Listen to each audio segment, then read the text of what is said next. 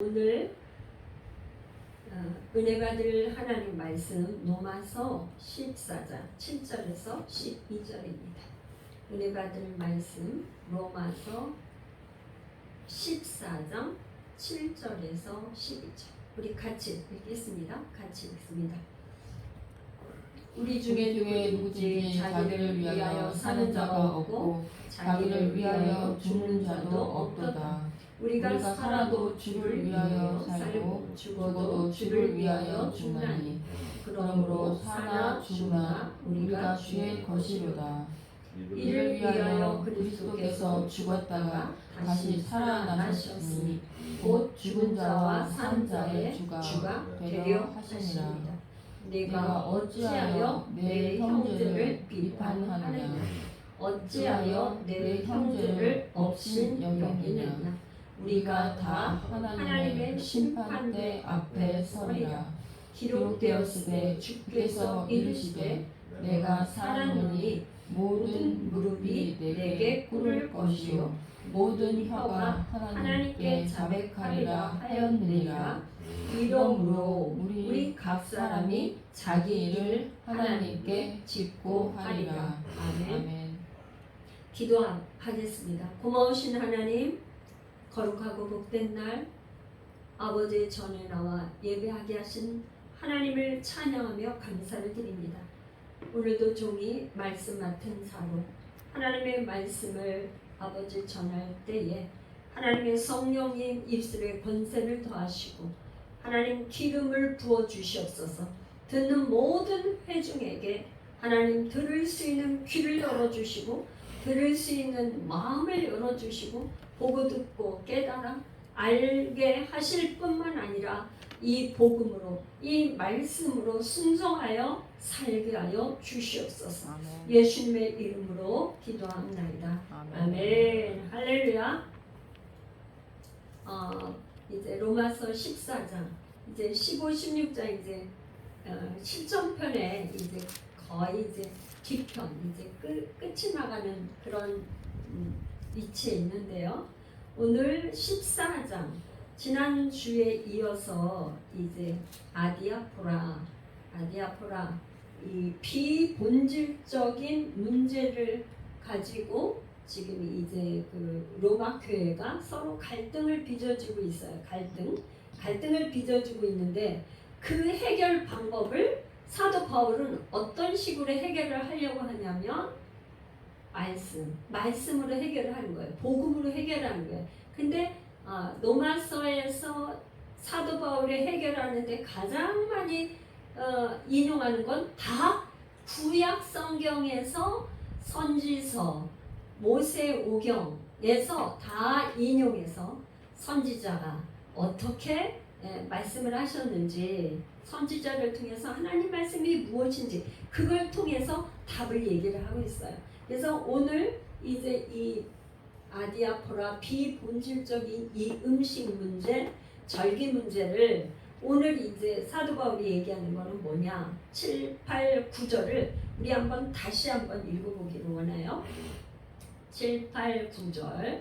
우리 중에 누구든지 자기를 위하여 사는 자가 없고 자기를 위하여 죽는 자도 없도다. 우리가 살아도 주를 위하여 살고 죽어도 주를 위하여 죽나니 그러므로 사나 죽으나 우리가 주의 것이로다. 이를 위하여 그리스도께서 죽었다가 다시 살아나셨으니 곧 죽은 자와 산 자의 주가 되려 하시니라. 요거를 제가 지금 설명하면서 요게 지금 로마서가 기록될 당시의 원독자들의 상황이 이게 시기적으로 언제였었냐면요. AD 57년에서 58년 1세기 AD 57년에서 58년 그때예요. 그러니까 로마 황제가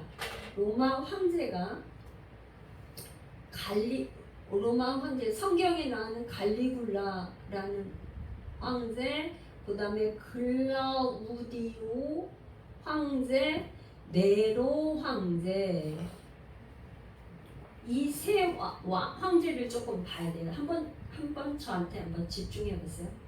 로마 교회, 로마의 기독교 역사상 지금 이 로마서를 이렇게 기록했을 때 역사 상황이 갈리굴라 왕, 글라우디 왕, 네로 황제 요거를 좀 보면 돼요. 제가 다시 한번 설명을 하는 거는 왜 그러냐.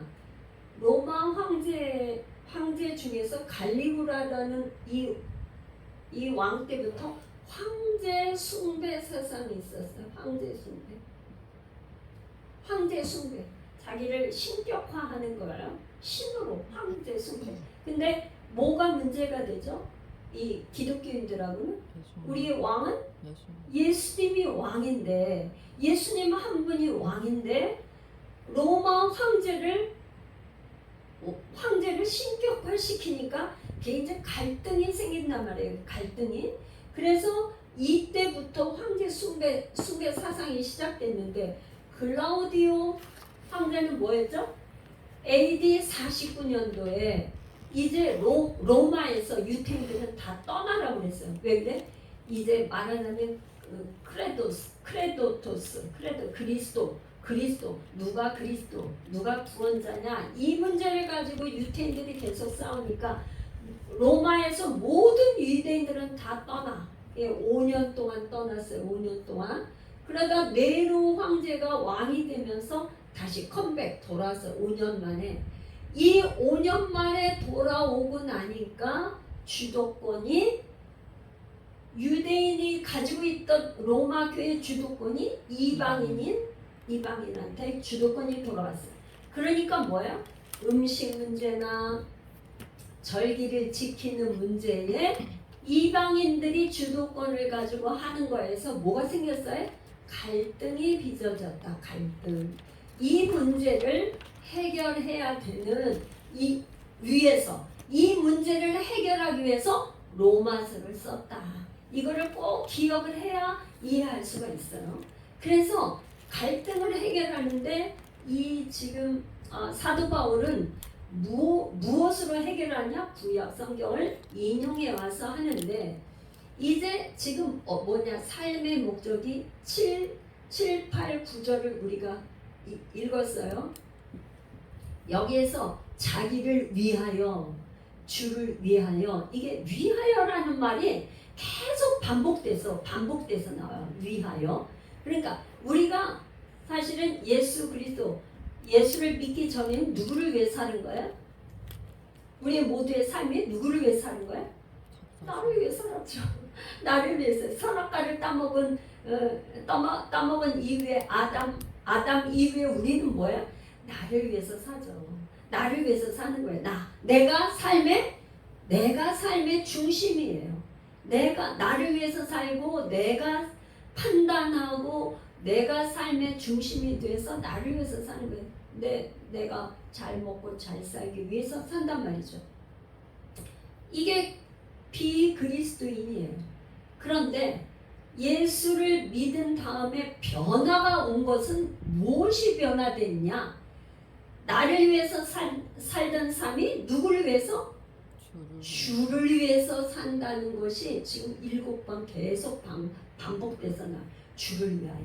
주를 위해서 사는 삶으로 변화가 됐다 이 말이에요. 변화.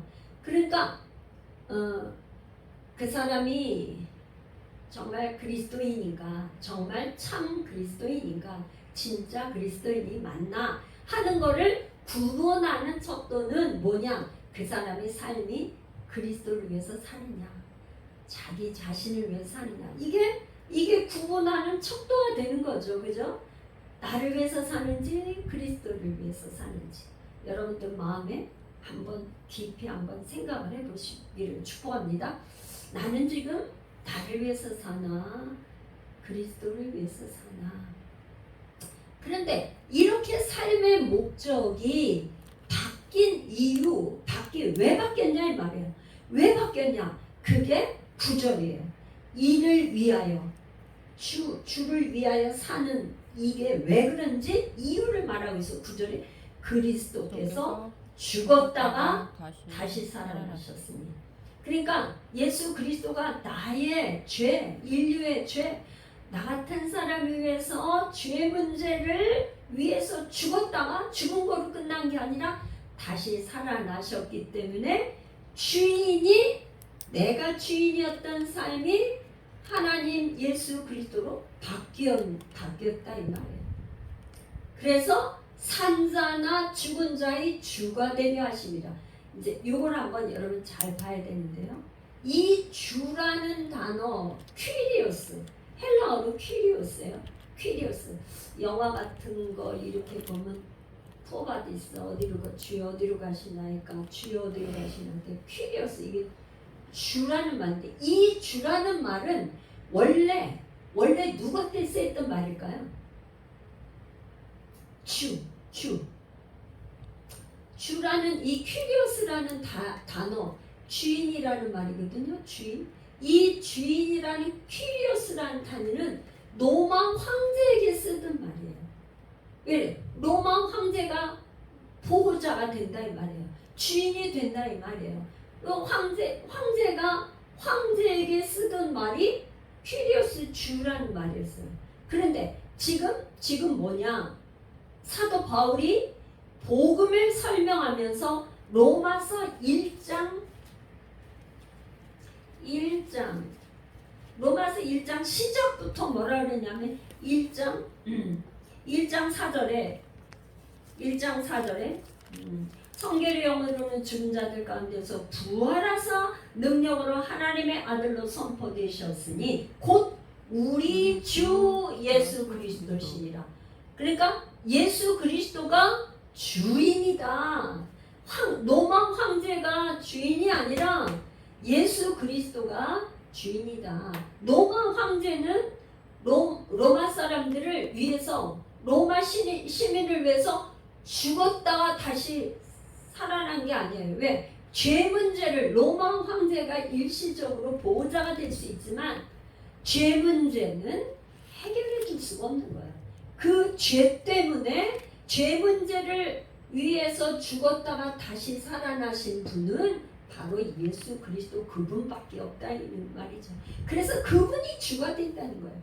그래서 살아도 사나 죽으나, 살아도 주를 위하여, 죽어도 주를 위하여, 우리가 다 주님의 것이다. 우리 모두가 이방인이나 헬라 이방인이나 유대인이나 우리는 다 모두 주님의 것이다. 이게 7번 반복해서 하나님 그리스도라는 말까지 하면 10번을 반복해서 주의 것이라는 말이 계속 반복해서 나오고 있습니다.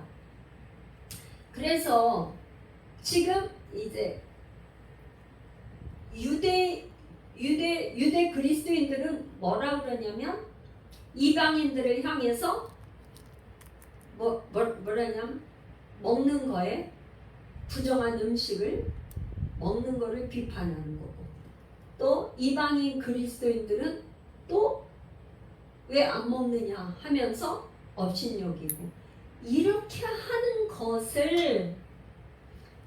하는 거를 지금 10절 12절은 뭐라 그러냐면 우리가 다 하나님의 심판대 앞에 서리라 하면서 왜 이렇게 이 말을 하느냐면 남의 하인을 비판할 자격이 없다 이 말. 심판자는 오직 하나님 한 분 주께 있다. 주께서 세우시는 권능도 주께 있고, 그 모든 사람이 넘어지는 것도 주님이 하실 거고, 세우는 권능도 주께 있기 때문에, 심판할 것도 주님께 있기 때문에 누구도 비판하거나 업신여길 수가 없다. 그래서 방법은 따르고 연약할 수는 있어요. 방법. 왜 그래? 방법은 이 사람들이, 유대 그리스도인들이 안 먹는 것도 주를 위해서 안 먹는 거고, 이방인들이 먹는 거는 우리가 복음으로 자유로워졌어. 그래서 복음에 자유로워서 믿음이 강한 자, 강한 자가 되었기 때문에 먹는다는 거예요. 그래서 방법은 달라. 그렇지만 목적은 뭐예요? 먹는 사람이나 안 먹는 사람이나 목적은 주를 위해서 한다 이 말이에요. 주를 위해서 하기 때문에 너희들이 판단하거나 정죄하거나 어떻게 할 수 없다. 그 모든 것은 주님께 있다. 그래서 우리가 반드시 이 모든 일에 하나님 앞에, 하나님의 심판대 앞에 선다는 그 생각을 가지면 함부로 말할 수가 없다. 그러니까 복음이 아닌, 복음 이외에 비본질적인 문제에 대해서는 항상 심판, 판단, 정죄하는 것을 하지 못한다는 얘기를 하고 있어요. 그래서 우리가 신앙생활에 내가 중심이냐 하나님이 중심이냐, 그래서 하나님 중심으로 생각하고 하는 것이, 하나님 중심으로 생각하는 신앙생활이 모든 분쟁에 해결하는 방법, 해결하는 원리, 해결하는 비결이다. 이거는 교회뿐만 아니라 가정도 그렇고 모든 그 공동체는 하나님께서 주신 공동체는 가정과 교회가 공동체겠죠. 이 공동체에 다툼과 뭐가 벌어지는 모든 일은 거기에 해결하는 방법은 하나님 중심으로 생각하는 것. 그러니까 우리 하나님이라면, 예수님이라면 어떻게 생각하실까? 그런 마음을 가지고, 그리스도의 마음을 가지고 생각하면 양보할 거는 양보하고, 복음, 구원받는 문제, 오직 믿음으로 구원받는 복음의 원리 빼놓고는 양보할 수 있다, 이런 말이죠. 그래서 기독교 역사상에 이 기독교 역사를 보면은요, 그러니까 AD 1세기잖아요. 기록연도가 57년에서 58년이니까 AD 1세기 때부터 기독교 역사가 쭉 와가지고 313년 기독교가 공인이 될 때까지 이런 나를 절기 지키는 문제, 음식을 먹고 안 먹고 하는 문제가 계속 대두돼서 와다 시간이 말하자면 한 300년이라는 시간이 지나서 이제 그거에 대해서 오늘날 우리도 이방인이잖아. 우리는 돼지고기를 먹는 거에 대해서 먹죠. 그거는 구약 시대 때 하나님 예수님이 오시기 전에 거룩하게 구별된 백성으로 살라는 뜻으로 그렇게 한 거고, 예수님이 오셔서 우리가 제사가 폐지되고 예배로 되면서 우리는 이제 그 음식 문제에서 좀 자유로워졌죠. 그래서 절기를 지키는 것도 7대 명절을 지키는 걸 지금은 우리가 이제 예수님의 이제 지키는 게 지금 달라졌죠. 성탄절, 이제 또 맥주, 지난 7월 첫 주에 맥주 감사절 지키고, 그게 이제 사실은 추수감사절로 가을에 또 지키고, 부활절, 성탄절 이런 식으로 성령 감림절, 오늘날 우리가 기독교에서 절기를 지키는 것도 많이 이제 바뀌었죠. 유태인들이 지키던 7대 명절 이렇게 지키는 거가 많이 바뀌었습니다. 그래서 우리가 로마서 모든 서신서를 읽는 거에 기초 정보를 주는 것은 뭐냐면 사도행전이에요. 사도 바울이 13권의 편지를 쓰면서 그 기초가 돼서 이거를 이해하는 데는 사도행전을 쭉 연대기별로 이렇게 적은 거기 때문에 그 사도행전과 병행해서 이 서신서를 봐야 된다는 거, 그것이 이제 기초가 됩니다. 그래서 우리가 말씀을 한번 더 읽어보겠는데요. 고린도후서 5장 14절에서 15절 중요한 말씀을 좀 우리가 더 같이 읽어보겠습니다. 고린도후서 5장 14절 15절 우리가 생각하건대 한 사람이 모든 사람을 대신하여 죽었은즉 모든 사람이 죽은 것이라. 그가 모든 사람을 대신하여 죽으심은 살아있는 자들로 하여금 다시는 그를 자신을 위하여 살지 않고 오직 그들을 대신하여 죽었다가 다시 살아나신 자를 위하여 살게 하려 하심이라. 그러니까 지금 주를 위하여, 왜 우리가 주를 위하여 살아야 되는지 고린도후서 5장 14절 15절에서 또 말씀했어요. 또 한 구절 더 봅니다. 고린도전서 6장 20절